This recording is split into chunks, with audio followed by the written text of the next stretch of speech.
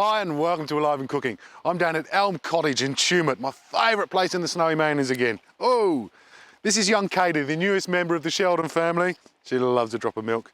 A little bit later on, we're going to meet a local brewer with some boutique beers, cook up some recipes. Stick around, it's guaranteed tasty. Good girl.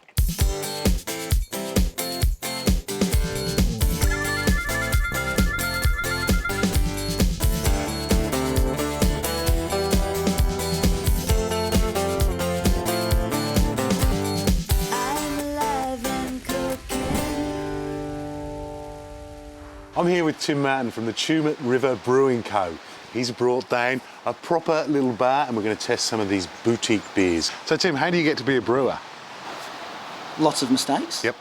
We practice lots at home, and in our case it was just a matter of, we sort of sat down and thought to ourselves, well, what would we like to do for the rest of our lives? You know, like what could we do feasibly that would make us happy and we'd enjoy doing. And then it's not a job. Yeah, that's exactly right. Yeah. And brewing was definitely it. Like I was already spending every weekend doing it.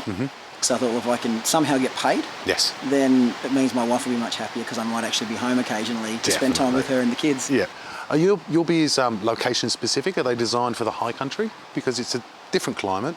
Well, we don't really brew any differently because everything's so heavily controlled now anyway to get the best results. So we, I guess in the old days, you used to brew to the environment. What was local? You know, whatever your local area lended itself to best.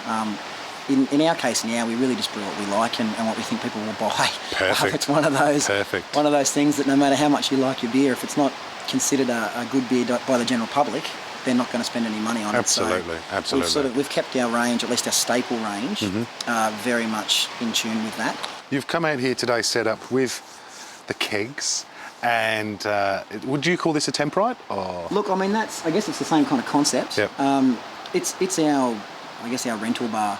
So we do a bit of keg hire and that kind of thing through the brewery, and we're hoping that'll be a bigger part of our business in the future. And so it just allows people to have our beer anywhere. Yep. And so, yeah, it's effectively just an esky full of coils.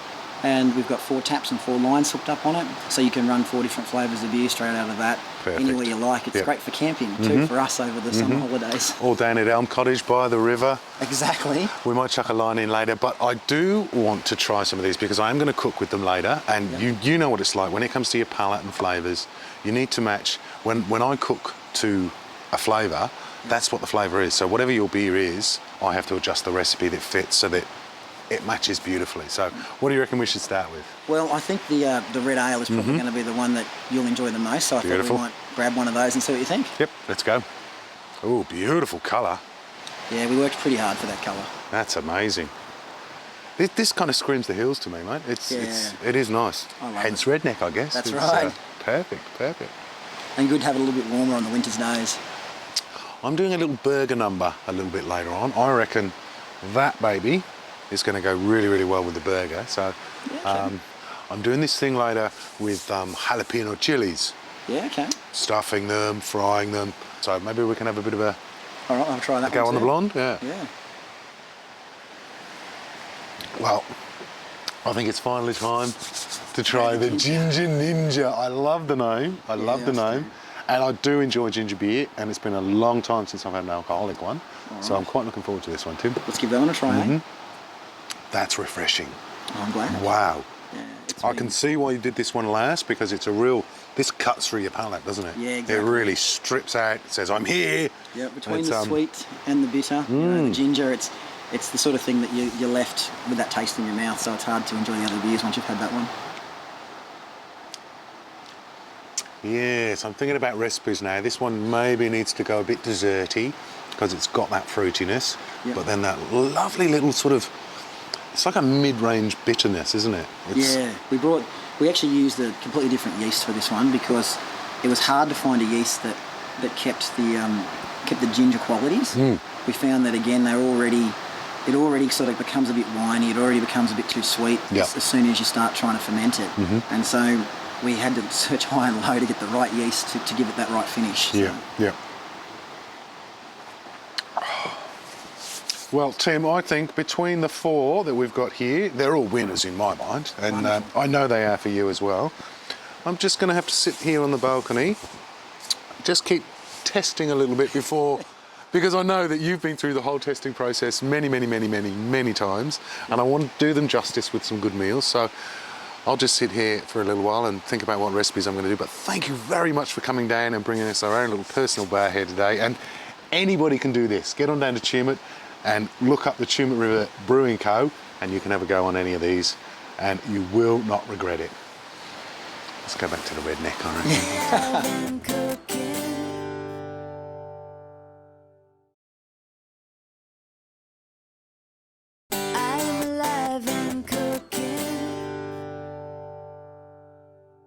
For me, to sit with the head brewer and taste his wares and then think about what we're going to cook with it is an absolute pleasure. And a beer like the Redneck is something that lends itself to good, hearty burgers. Now I'm going to start off with 4 slices of bacon, which I want to chop really small. Now initially, when I heard we were coming to visit with a baker, with a brewer here in Tumut, I said, oh no, do we have to? I was thinking about what sort of food we'd do, and a burger was on the list because there's nothing like a burger and a beer. So we're going to use this Redneck through the burger mixture. First up, we need finely diced bacon, just like this. The bacon for our burger, as it's finely chopped, I'm going to slide straight into the warmish olive oil, because what we're going to achieve here is a beer-infused mix that the burger's going to be made of. So we want to start browning off this bacon because it's going right through the burger mixture. So while that's doing its thing, you also obviously need onions. Lovely. I've got 4 medium onions, well they're actually quite small. 4 small onions. If you have medium size, I reckon you would probably use 2. So all of my onions are actually going to go through the burger mix. We're not going to have separate fried onions. Keep an eye on your bacon. When you chop it this small and you fry it quite warm, it's apt to sometimes spit a little bit. And red hot pieces of bacon flying in your eye are not a good look for anyone. So just be a little careful. In fact, that will do it.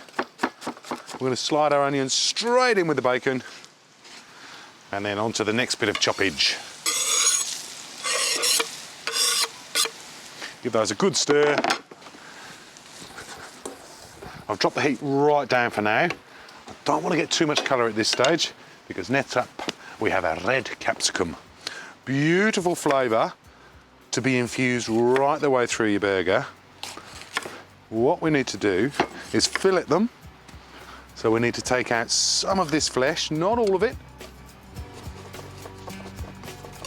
And that's ready to be chopped and fried. Perfect. And chop the capsicum as small as you can.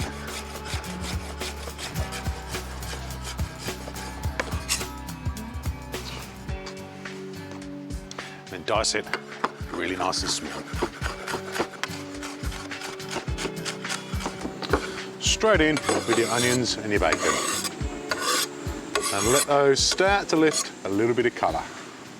Now, what I'm doing here is tracking the flavours of the beer with the flavours that are going to go into the burger.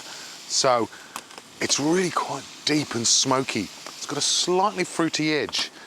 And it's really, it's hard to describe. It's almost got a little bit of Vegemite on the back of it. But what you're going to have to do is try and get hold of a glass full of the Tumut Brewing Co.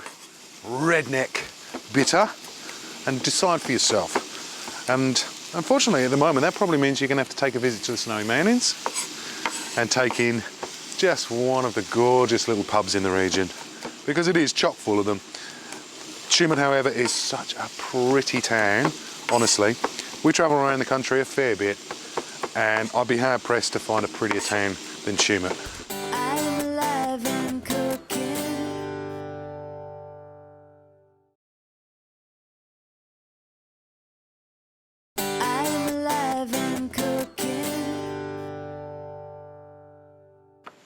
Garlic is chopped enough, so straight in with your other ingredients.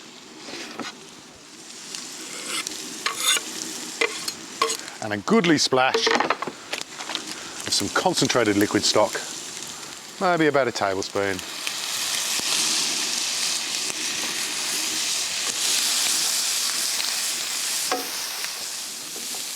We've got a nice bit of colour on our veggies now. Time to go in with your beer. A good old glug of redneck. Oh.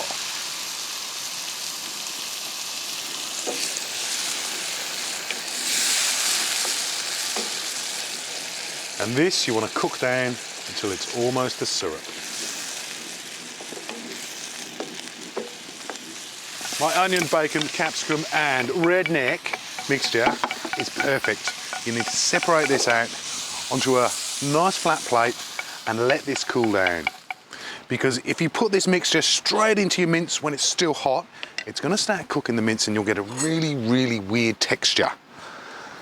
That's kind of okay if you like a really, really weird texture, but I don't, because this is a marvellous boutique beer and it needs justice done to it. Literally, just slice up some tomatoes, get your cheese ready, bit of crispy lettuce. My onion mix has cooled down sufficiently. That's the advantage of being up in the snowy mountains at this time of year. It does look beautiful, but I'm wearing thermals, don't tell anyone. It is freezing. I'd love to have a dip in the river, but David informs me not to. It's not a good idea. It's a thing of beauty. It's not something you want to swim in at this time of year, which just means we're going to have to come back again in summertime, because that is just stunning. I'd love to have a dip. In with 1 egg and your onion, capsicum and bacon mixture. Look at the colour on that. Oh.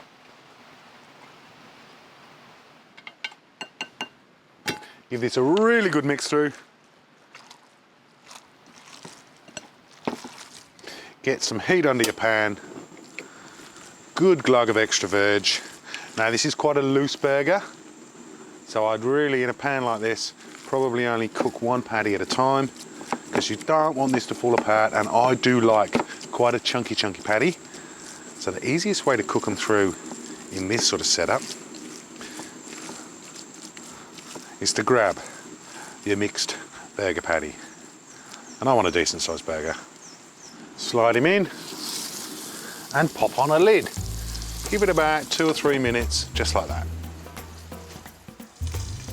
Couple of minutes, flip your burger, and then we're going to add the cheese.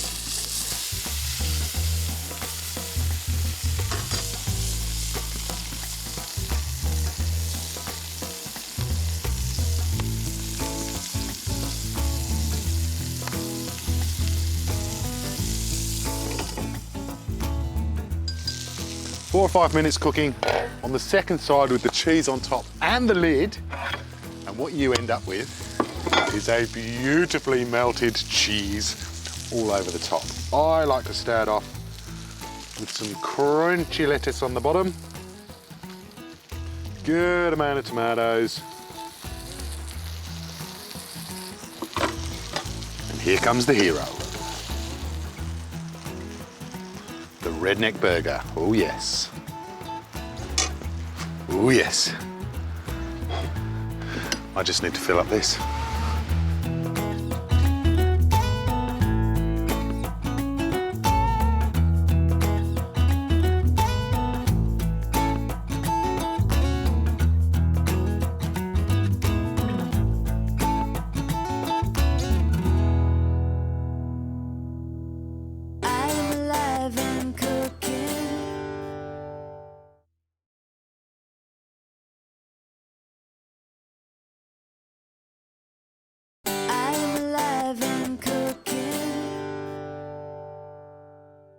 I'm very excited about this next dish because any beer, aka blonde, known as Double D, shortly to be renamed, and I'm sure that by now it probably already has been renamed, is an exciting dish to match a food to, because it's a straight up and down nice cold beer. It's got fruity elements to it, and there's almost a little bit of spice on the back of the palate. So you need a dish that's going to big those flavors up, and I reckon we've nailed it here. What we have is a jalapeno chili papa. So very much a Mexican style dish. What we're gonna do is grab 3 different cheeses. I have a smooth feta. That's quite important in this dish. Don't buy the proper Greek one. Just buy the regular one that says smooth on the front of the pack and crumble it into your bowl. So that's about 100-ish grams straight in. Next up, we need some cheese with a bit of bite to it and a nice sort of full flavour. So I have a piece of Parmesan. I'm just going to grate this. I am grating it on a fairly coarse setting. Same deal, about another 100 grams or so. And then onto the bitey, creamy cheddar. Now this is the same cheddar that I used on my burger, my redneck burger. But this one, it's going to act in a different manner because it's going to react with both the feta and the Parmesan. This melts really, really creamily. So the smooth feta is just going to be right the way through. The Parmesan are going to be those little bites of flavour and a little bit of heat to it. Now this is actually going to be enough filling. I've only got about 5 or 6 of my little jalapenos here. These are actually cherry chilies, so they're not quite as hot as jalapenos. That's purely a personal thing. I find them just that little bit too bitey. We just need a few extra flavours for our filling. So I want some spring onion. Now this you do need to chop quite fine, and I really only want the white bit of the spring onion in this mixture. The green has got that wonderful texture that I don't think I want in this mixture. So just chop until it starts to turn green, and then chop this really nice and fine. You want this to go right the way through the mixture. Cheese and onion, it's a classic flavour combination. On top of that, add some coriander leaf and chop that through.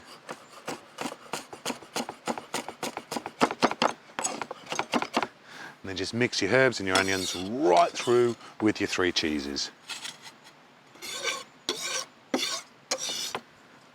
Get in and give it a good old scrunching.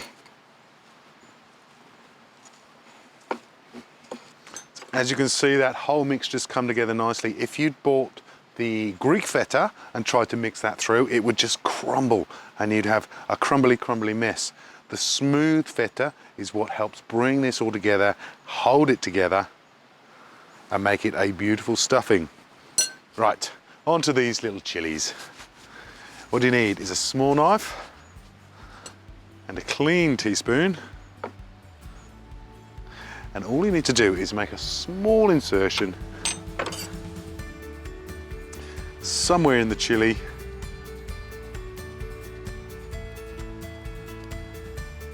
I like to cut a little hole.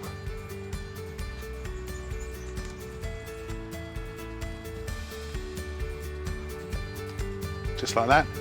And then get in and scrape all the seeds out. Try not to get any of the seeds into your mixture. So just run your knife through.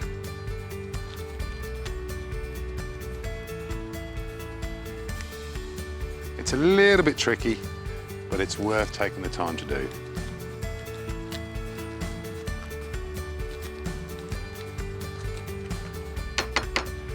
And there you go. You've got a clean inside empty cavity of your chili, and all you want to do is carry on and clean out the rest, and then we can start stuffing them.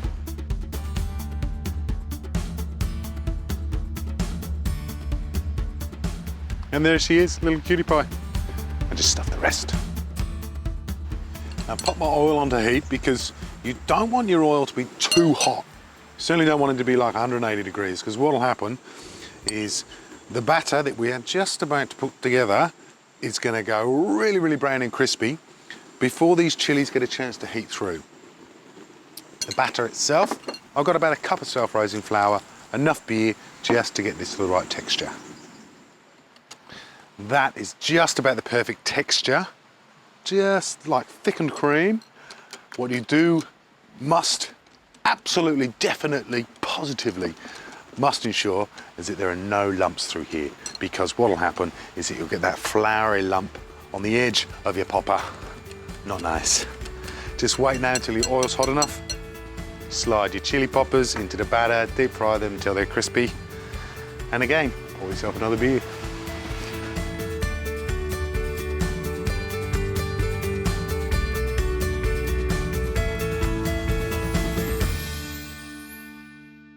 I do hope you've enjoyed today's show. Thanks to Dave Sheldon from Elm Cottage and of course Tim Martin from the Tumut River Brewing Co.